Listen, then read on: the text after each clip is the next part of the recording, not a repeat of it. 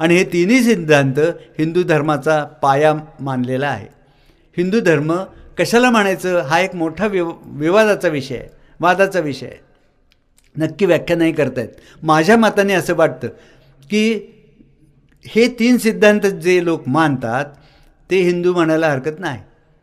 नुसतं वेद मानणारे ते हिंदू असं जे व्याख्या केली तर वेद मानणारे, आत्ता तुम्ही जे लोक ऐकतात त्यापैकी वेद मानणारे किती आहेत शंकाच आहे. वेद वाचलेले तर बहुतेक कोणी नसतीलच, मग तरी त्यांना हिंदू म्हणायचं का हा प्रश्न येतो.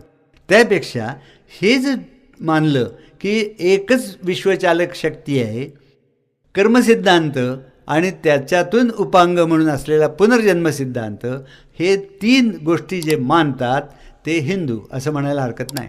आणि सामान्यपणे सगळे हिंदू ह्या तीन गोष्टींवर विश्वास ठेवतात आणि हे वेदातून निर्माण झालं आहे. म्हणून हिंदू धर्म हा वेदातूनच निर्माण झालेला आहे, हे निश्चितपणे मान्य